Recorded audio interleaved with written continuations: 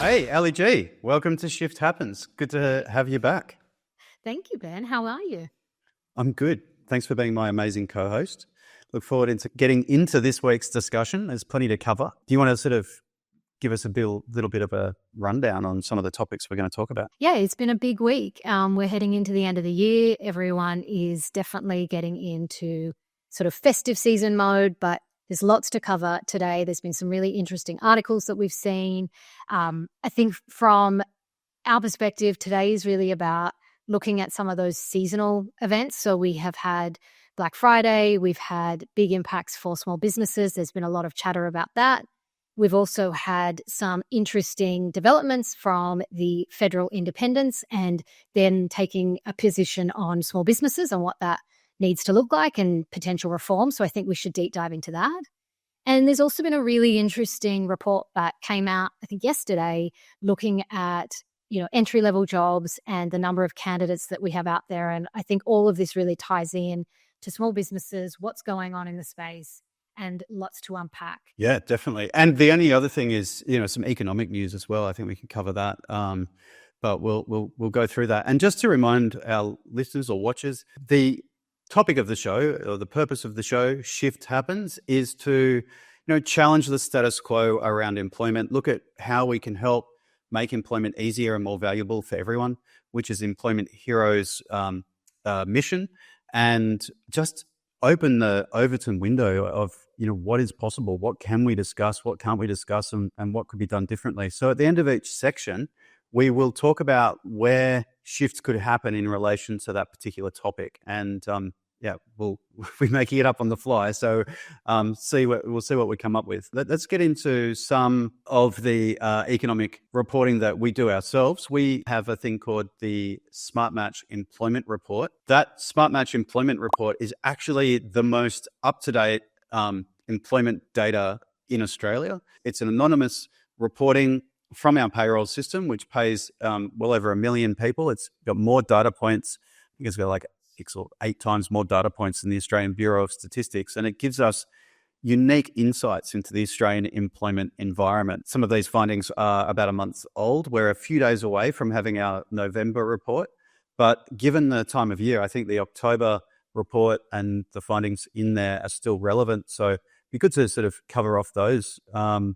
Is there anything in there that jumped out at you, Ali? Yeah, no, I just wanted to add that I think everything we talk about comes back to some of these data points. So one of the things that jumped out to me was around the fact that even though we're in the midst of all this spending in the lead up to Christmas, there is, a lot of, overlay that looks at consumers are actually prioritizing essential items like food and household goods. And so what we've seen is that whilst there has been consistent year-on-year hiring growth for casual staff, this is showing that there's actually that decrease in the full-time hires for the retail sector particularly. And so this move towards the casualisation of the workforce and the flow-on effect this has, when I mentioned things like, there are less entry-level jobs, we're seeing more job seekers, all of these things have a flow-on effect. So that was something that I thought was really interesting. Was there anything that jumped out at you, Ben?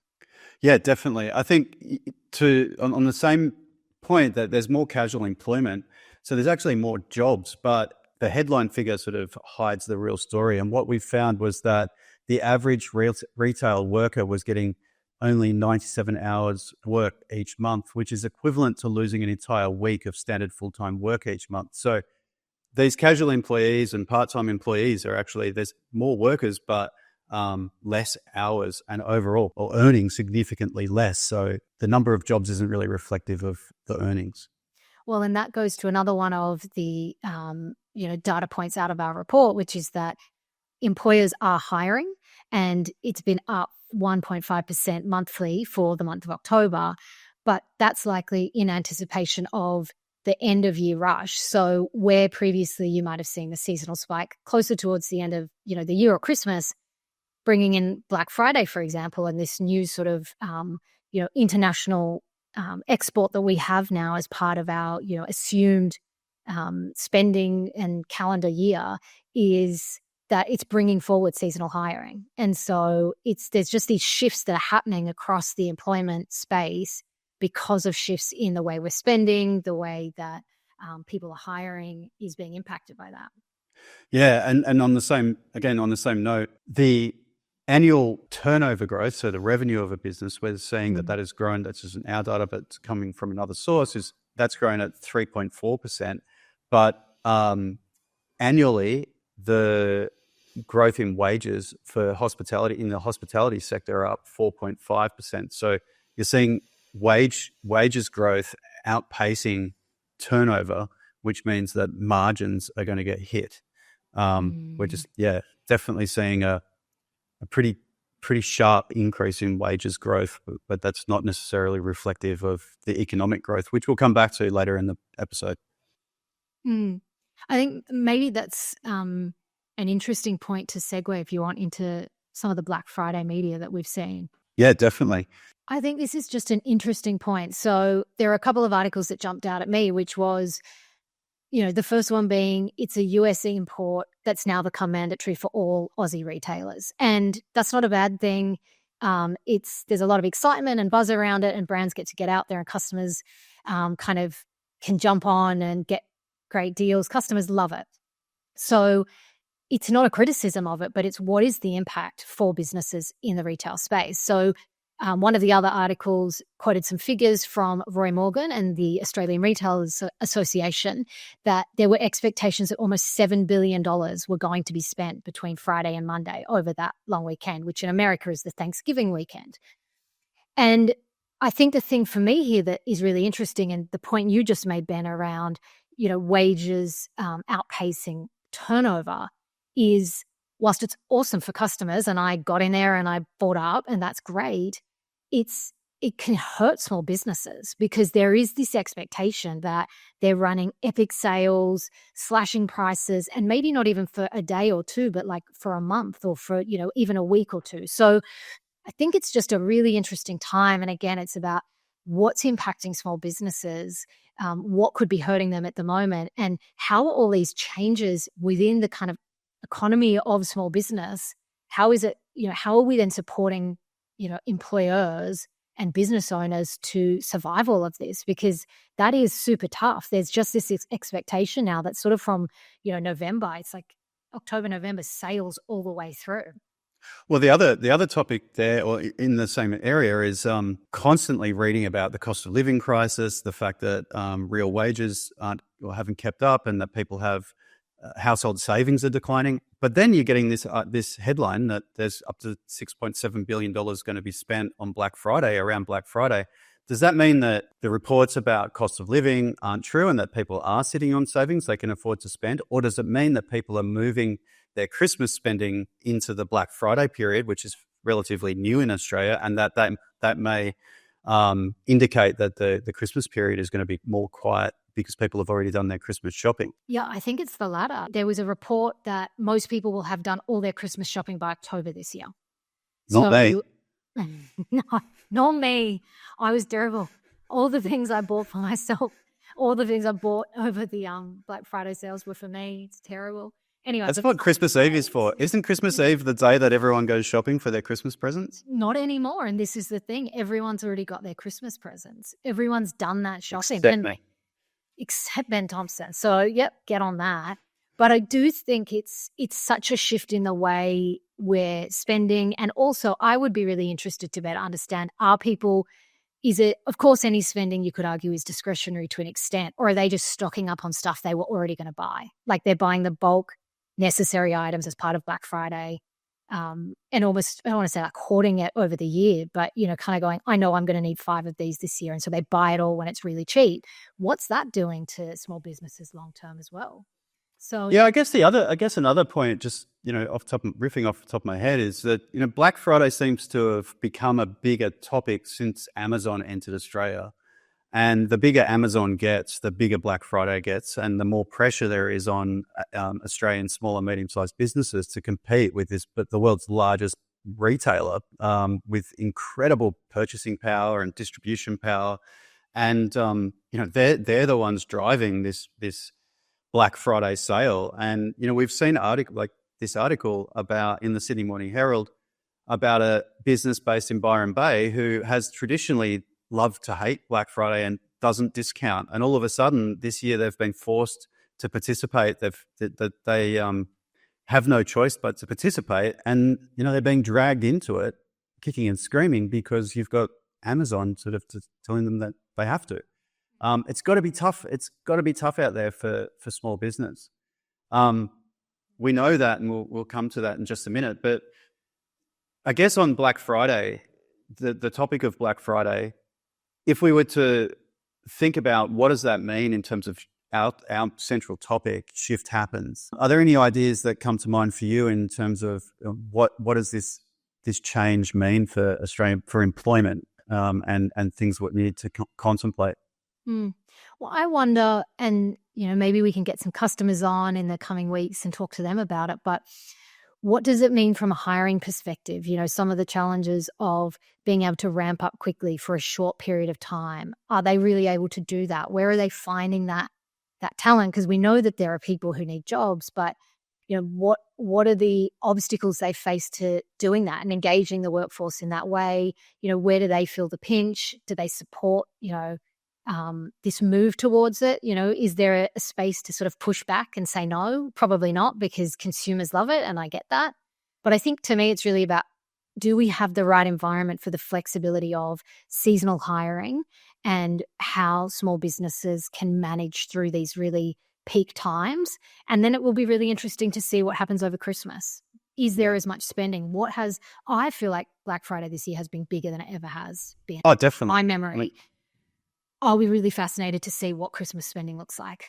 And are small to medium businesses, insulated enough for the year ahead, given that we know that a lot of, revenue is generated in this period of the year. If there's a massive drop off because everyone's finished their shopping, we need to have that conversation too. Yeah. So for me, a couple of things that it leads to. Firstly, I've already mentioned, you've got small businesses now having to compete against Amazon. And that's just another squeeze on their margins. You've already got inflation, you've got rents rising, electricity prices rising, wages outpacing revenue growth. SMEs are doing it tough, and now they have to compete with Amazon. Secondly, it highlights, just talking of Amazon, it highlights purchasing power, and it highlights that when you have a big platform, you can actually go out and buy more cheaply. You've just got more reach, more purchasing power.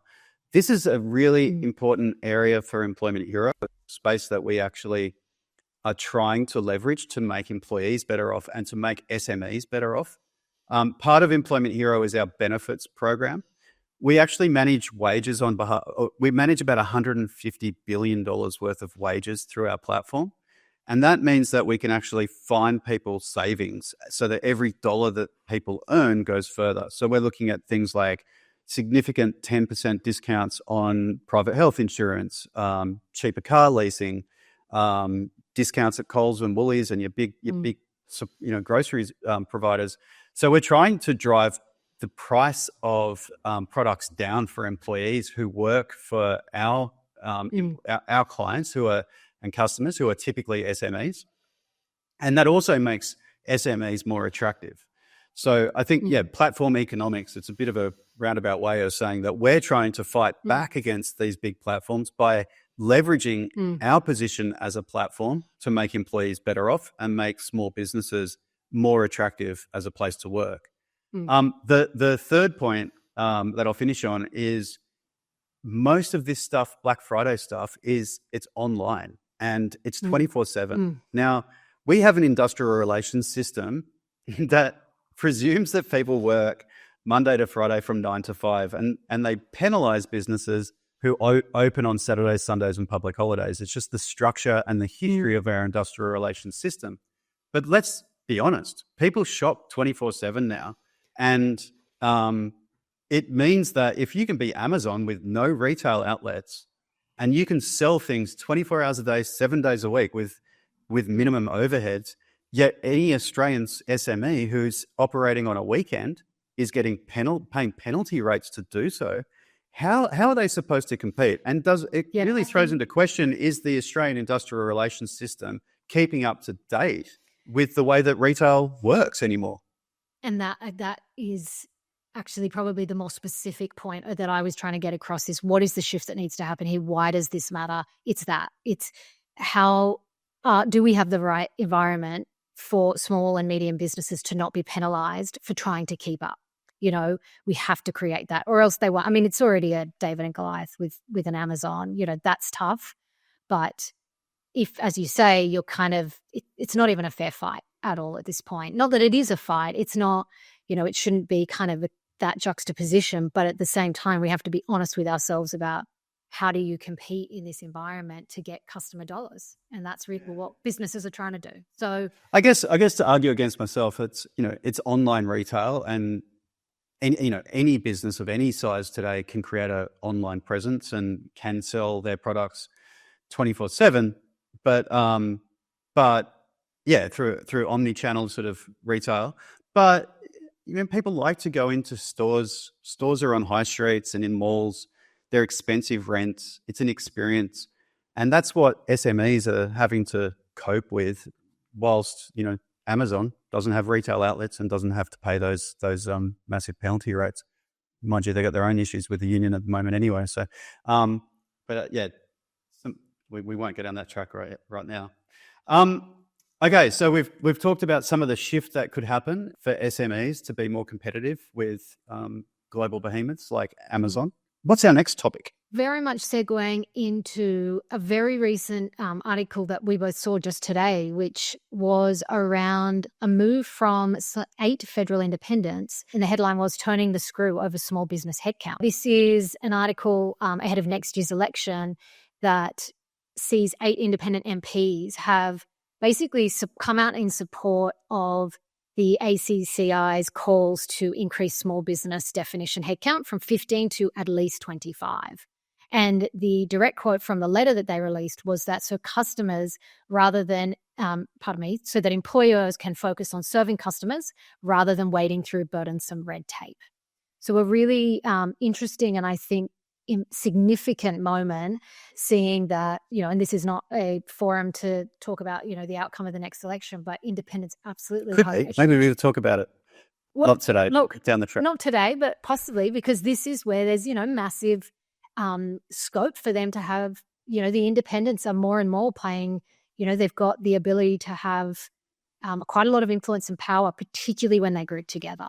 And if they kind of form their own coalition of sorts to sort of say, hey, if you want our support, this is something we believe in. The same article quotes Allegra Spender, and really, she's really pushing the boundaries of the Overton window here, because I'll quote, she gave a speech at the National Press Club in October, and to quote Allegra, she said, "Our industrial relations system may be well-intentioned, but in practice, it's an archaic shambles which is no longer fit for purpose.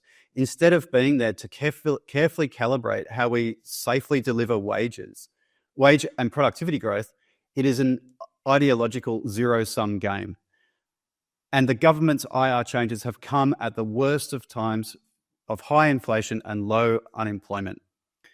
She said, "We should start by giving small businesses more relief from an IR system that was designed for conglomerates. We need to simplify awards and be looking for opportunities for employers and employees to work together in support of greater flexibility in return for greater wages.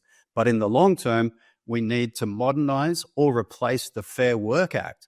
Now that is definitely pushing the Overton window, because you won't even find the Liberal Party who are, talking about replacing the Fair Work Act. So, if these independents continue, I think there's 15.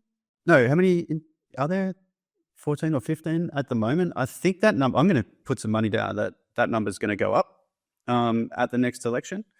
And if the independents have that type of attitude towards industrial relations, well, great for small business. We do need that reform. It'll be interesting.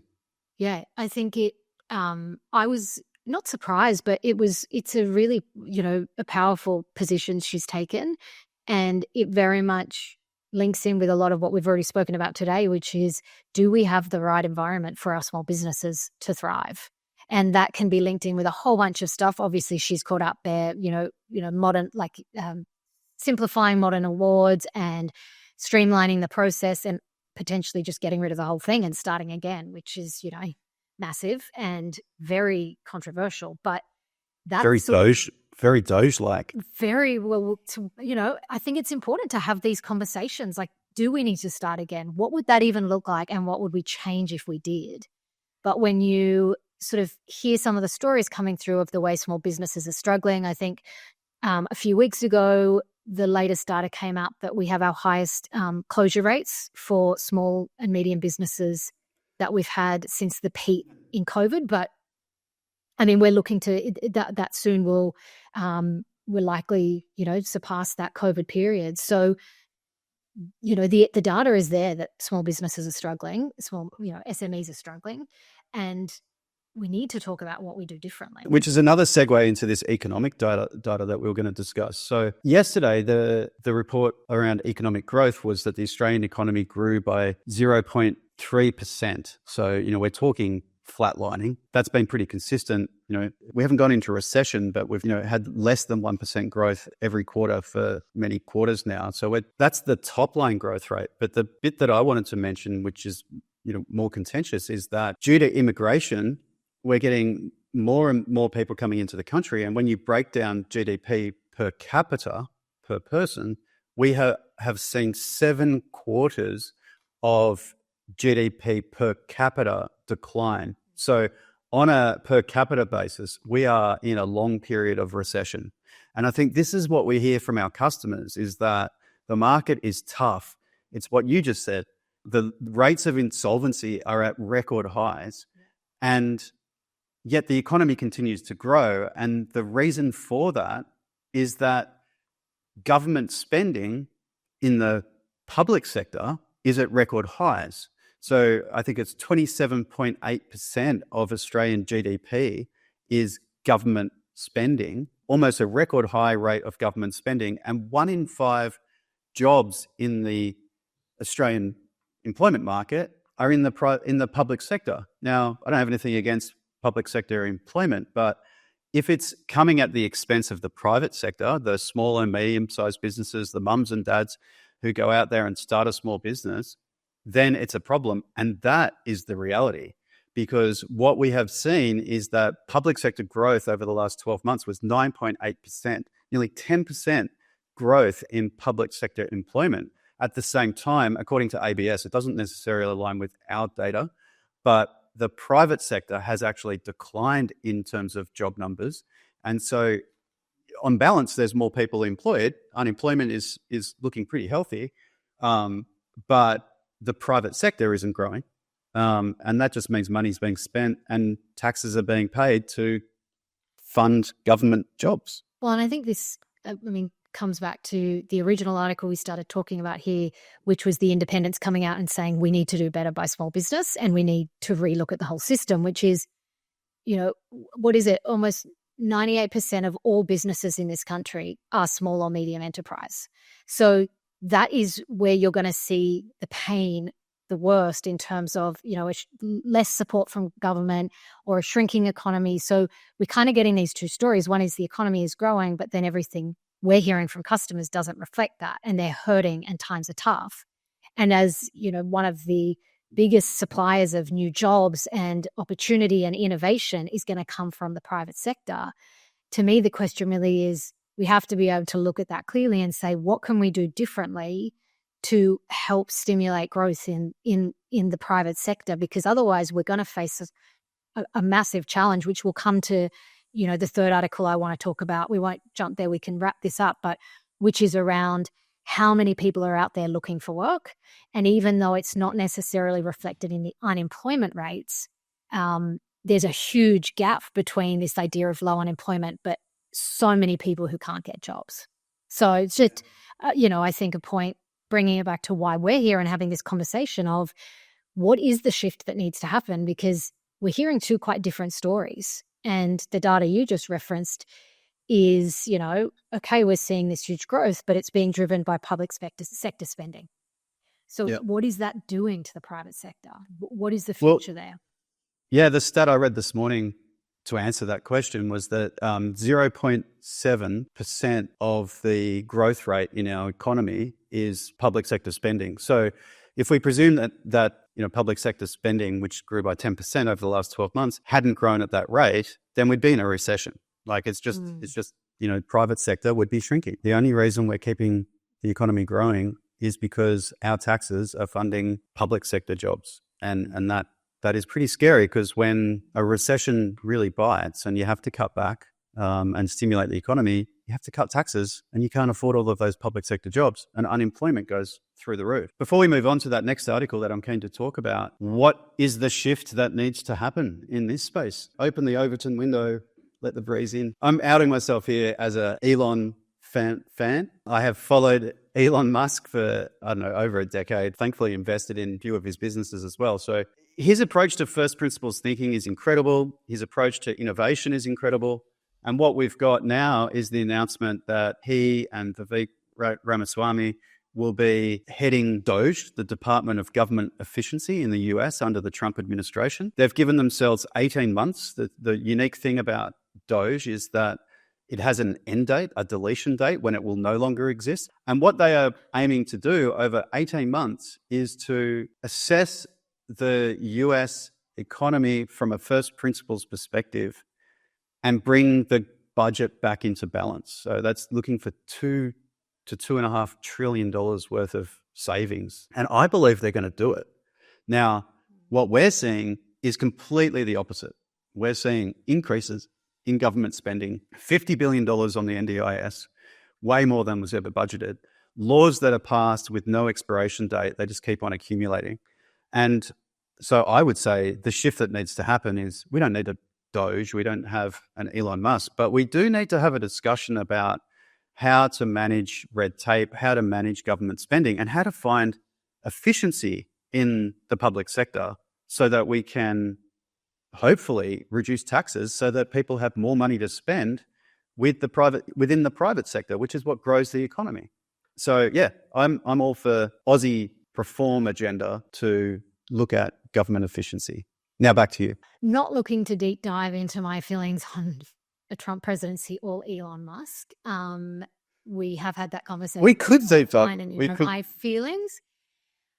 I don't think it's the place of a businessman like Elon Musk to be running this. And look, there's an end date for now, but let's wait and see. I do, though. What I appreciate is taking a first principles approach. And I have worked in government myself, and I definitely agree that you can have the accumulation of things one on top of the other, and they're never again reviewed. And so you're not ever really looking at the whole picture. Even, for example, when you do a budget each year, you're really only ever looking at the very top things that will change. Everything else that is recurrent funding just exists in perpetuity for the most part, not always.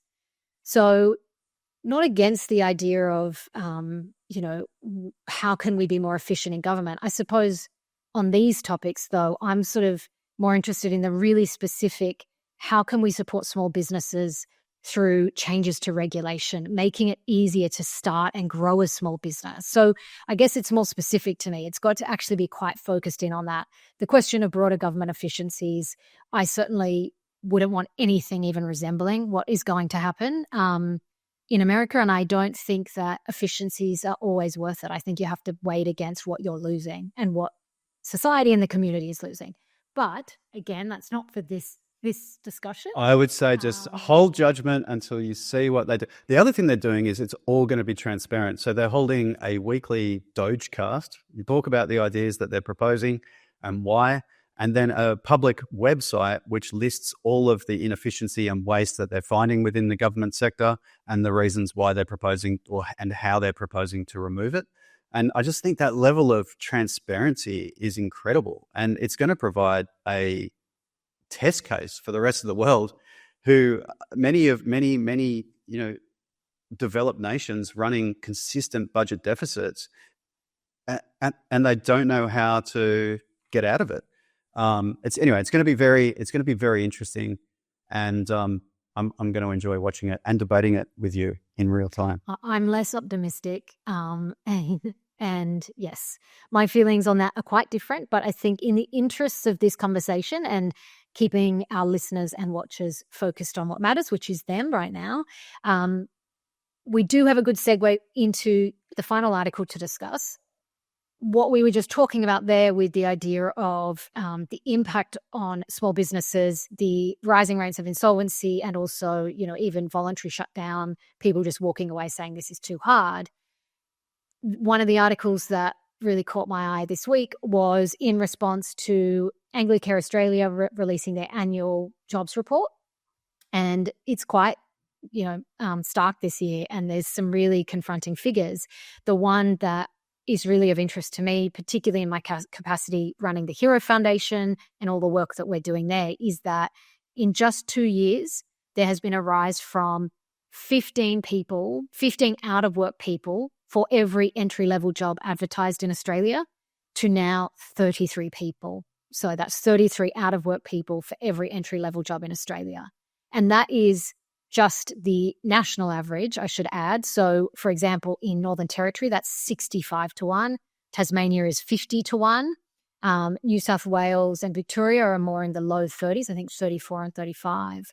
But, this is a huge problem. And I should also add they've seen a 10, almost 11% reduction even in the advertised positions. So we've got the double whammy, which is more people facing barriers to employment and less jobs. So one is rising whilst the other continues to drop. And it's a really terrifying thing. And I'm seeing that a lot in my work with the Hero Foundation. I'm working directly with people that fit this category of, they're facing barriers or challenges to employment. So that can be they've been out of the workforce for some time. English is a second language. They're migrants to Australia. They're carers. They have, a disability, or someone in their life has disability. But that's a terrifying prospect to think that there's 33 people going for every single entry-level job. Yeah, that's it immediately makes me think, is that a lead indicator for a shift in the unemployment rate? I would not be surprised if entry-level roles and people coming into those roles is the bleeding edge of unemployment and demand for employment, because obviously, they're roles that are easy to fill. You're always going to get more people, and if we're seeing that shift, it'll be very interesting to look at the Employment Hero Smart Match employment report data for November and just look at entry-level roles and the number of applicants for those roles, which we should be able to pull from our data. But still, historically, if we look at the October report and previous reports, we aren't seeing a spike in unemployment. We're not seeing, the unemployment rate in our platform start to increase. The number of jobs is still increasing. As we said earlier, the number of hours worked per month has declined by nearly 25%. So that's quite significant. So again, that's probably another lead indicator, but maybe the economy not as healthy as it seemed. Yeah, well, it's just got massive implications. Those entry-level roles particularly are so fundamental to someone starting out in their career.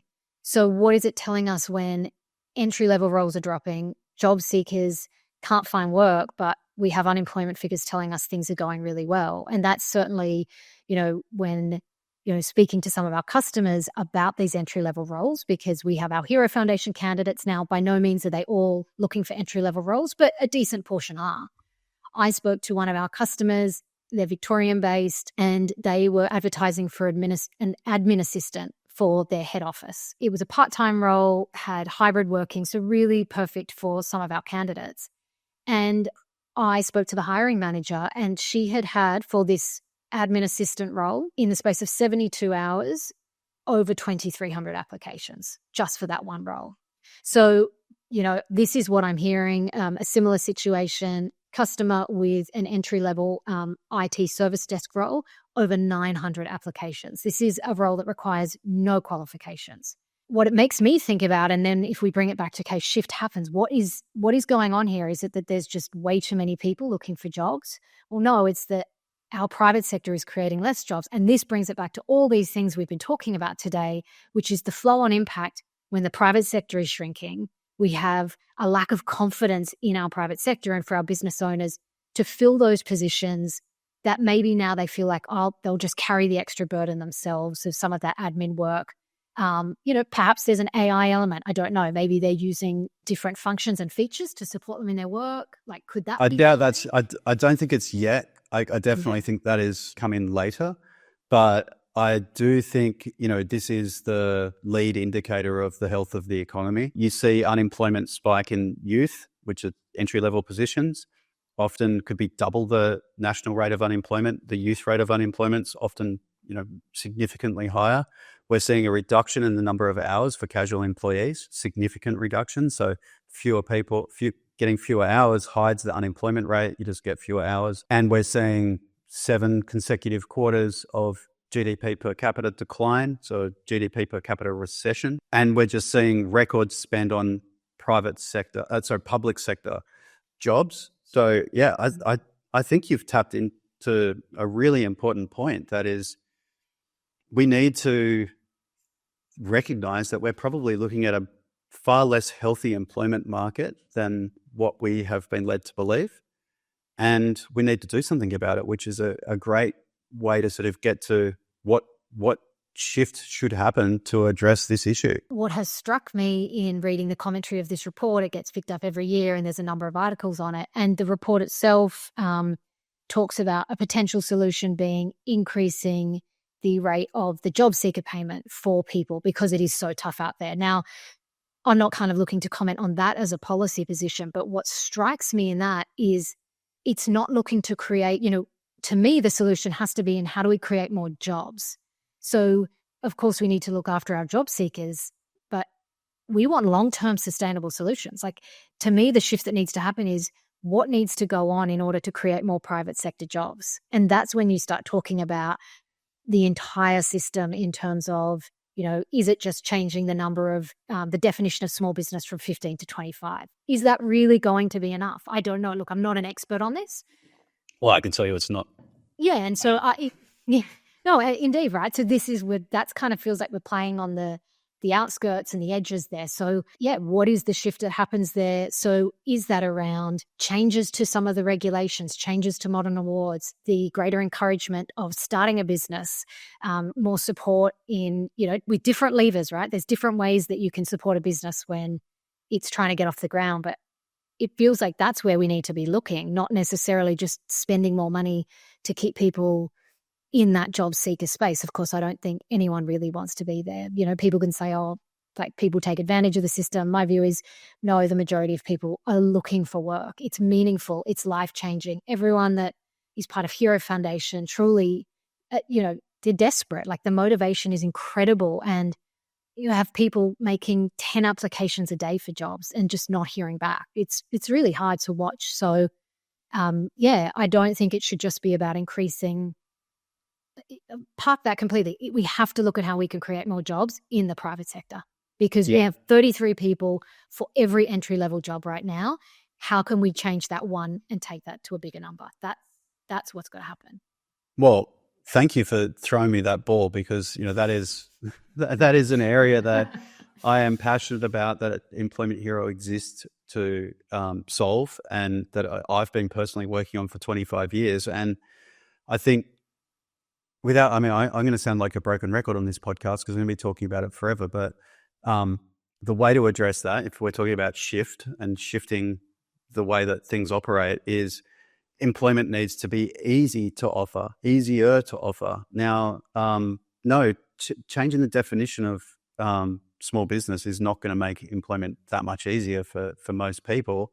When we're talking about 77% of businesses being non-compliant, that means that, and the risk of being non-compliant is astronomical. So, like, how do you get employers to feel confident about employing people? You've got to make it easy to employ people, not pay people less, but just like make the system simpler, and then make it more affordable to employ people. That's probably the key indicator of employment.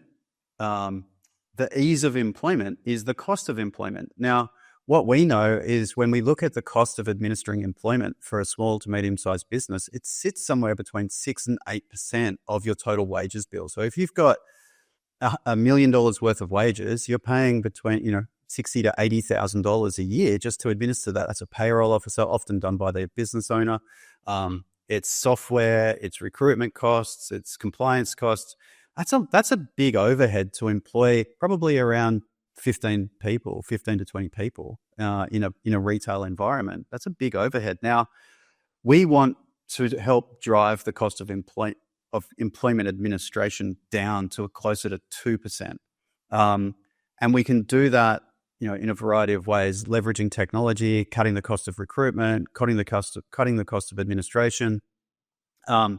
So if we can help advocate for ways to make employing people easier, and we can deliver solutions that cut the cost of employment administration, then we're giving people the tools to employ more people. And and I know that Hero Foundation exists to maximize employment opportunities for people, and to make it easy to employ people. So what a great place to sort of wrap up this episode of Shift Happens. We've got to make employment easier and more valuable. That's our mission, and that's what we're here to talk about. Yeah. And I think today we've really covered a lot of areas, but there's a thread through all of them. And that is around, there is a need for shift. There's a need for a conversation that is not seeking to just throw mud, but actually like, how can we do this different? What are the ideas? What's the innovation? Like, how do we evolve as a country and in the systems that we have to ensure that we can create as many jobs as possible and give as many people the opportunity to get jobs and be in employment and have all the benefits that come from it. So really interesting conversation today, Ben. Thank you for being my co-host. Thank you for being here, and look forward to our next episode.